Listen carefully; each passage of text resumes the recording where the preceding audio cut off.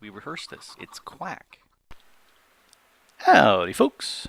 Grok the DuckFarmer here, and I'm on the vanilla server standing in front of my pagoda. And I have come to the decision that I'm going to set this up as my base away from spawn, because I've got my tree there at the spawn, and it's a nice little tree, but I figured I'd like something nice and pretty, and it's a nice area, so I'm going to go with that. Added some little gates here to keep mobs. Also added a whole bunch of torches around, so that should stop them. Not so much out that direction, but a whole bunch this way and all the rest of the way. Also put in place a basement here, going with the same birch pillar, not birch, the spruce setup, and got a whole bunch of chests here. I could easily replace the walls with more chests, but I'm going, I don't know if I'm going to need that much stuff here just for me. And over here is my subway station that started up. And I think I'm going to go with the spruce station, since that's what I'm building everything from. And this is the beginning of my rail line heading south towards the big house there at the islands. And I just realized I need to make me another redstone lamp so I can finish lighting up that corner. A lot of the other stations have lights up in the ceiling, but I think I'm lit up enough and looking nice, so I'll give that a miss. There's also plenty of room to send off other stations elsewhere as we expand, so that's why I put it off here in the corner. But yeah, I think this is going to work. So here in the basement of the big house, there's a portal. And over here, that's the line that goes to the gold tower, to the gold line that goes to the observatory tower. And I'm going to set up mine through here, which means I got to find out exactly what this spot is. Alrighty, write that down. Because this is where I need to go. And I'm looking at, yeah, that's 7, so I'm going to be 57 for the height. Alright, so that's where I need to go. I've got the stuff for the other one. I think it's going to go out and then straight for a while, make a little dog leg, and then go up, and I'm done. So I hope there's not much between here and there. Don't want to hit too much water if I can avoid it. Well, I think it's a little digging montage time.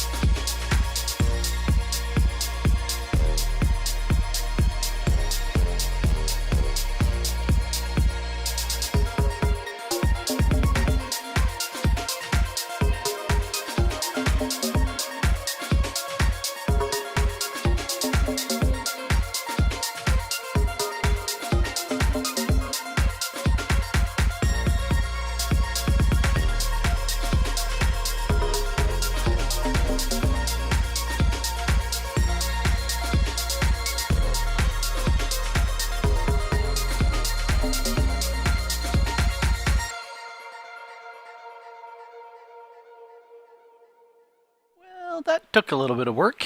I decided, since I knew I had to come down an extra 5 blocks to get below the water, that I'd have to start from the other end and come back.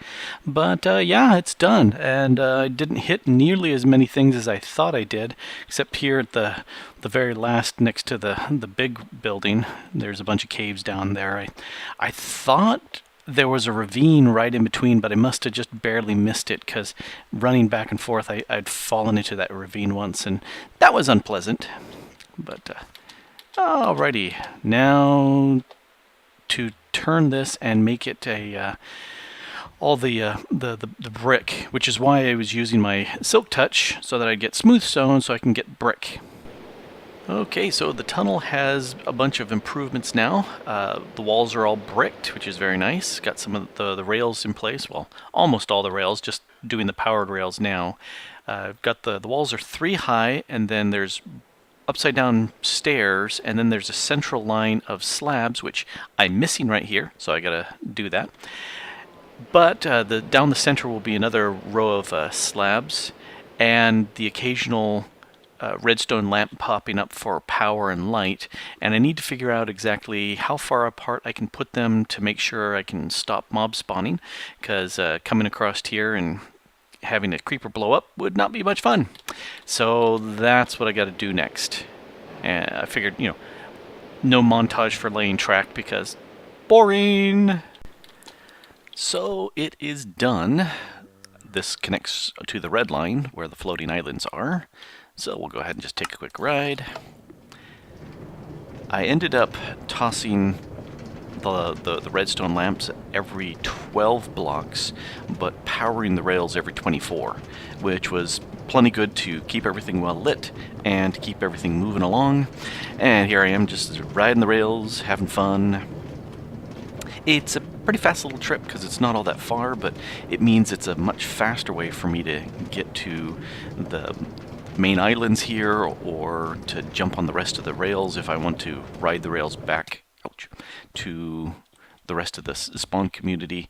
This will be the gold line that takes me to the observatory tower, and it works. It works nicely.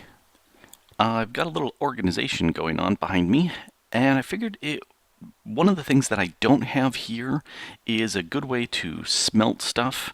I've got furnaces all around in the doorways, just for looks. Same thing up above, but what I really would like to have is a furnace setup where I can just bulk process things. I've got that at spawn, way over there, and it's only got 2 furnaces. It's not very fast, but because it's in the spawn chunks, I can dump a bunch of things in there, and it'll be processed as long as somebody's in the overworld. So I was thinking of setting up a bulk smeltery over here, and I was looking at the video by Mumbo Jumbo and thought I might be able to fit it right in here, and unfortunately that is the outside wall. It's just a little bit too close, and so it's going. So I think what I will do is set it up so that there are 3 chests here right across the way. 1 chest that will import all the things I want to process, middle chest for fuel, and then the last chest would be the returning items. And to get that to work right, I'm going to put the chest, all the smeltery work further deeper into the ground. That way I'm not hitting the side and punching out, and it gives me a little bit room. Just use hoppers to drain the stuff in, and then an item elevator to bring the stuff back up. And it should work, but it's going to be a little bit more complicated than what I thought here. And so the smelter is done. Let's take a quick look and see what I've got here. This is the stuff to be smelted, and right now I'm processing a whole bunch of just stone, cobble into stone. Fuel, I've been dumping a whole lot of blaze rods into here, and as I've been doing tests, I've been making some charcoal, so I've been dumping some of that in there too. And then as the stuff is done, it comes right back here. So let's take a look and see. This is Mumbo Jumbo's setup. What it's doing is, as the stuff comes down, it is being fed through this hopper line right there. into these chests, and all this redstone here is pretty much making sure that they're going into like amounts, except the second one seems to be doing, oh, maybe 2 for every 8 that the rest are doing. And, oh well, it's good enough. And then, so they're fed into these the furnaces, and I'm only using 5. I don't need more than that. And then this hopper minecart here is picking up all the results. So as the stuff is burnt through, it's picked up by these, sucked out by this, and then fed up through this great glass elevator up there to the exit.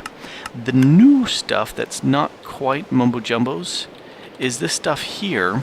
Here comes the fuel line in, and this upper hopper minecart grabs the fuel from here, which there currently isn't, and then apportions it into these hoppers below it. And that way there's always fuel in each of these. The drawback is because I don't have the nifty redstone stuff to kind of separate out and keep them separate. This one gets, this far hopper gets a lot more stuff than the rest of them.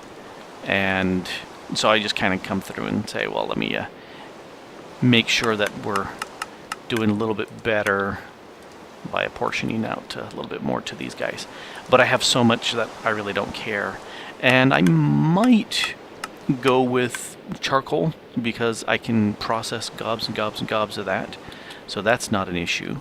Or I, keep going with blaze rods. I can just dump anything I want in there, and fuel-wise it'll work.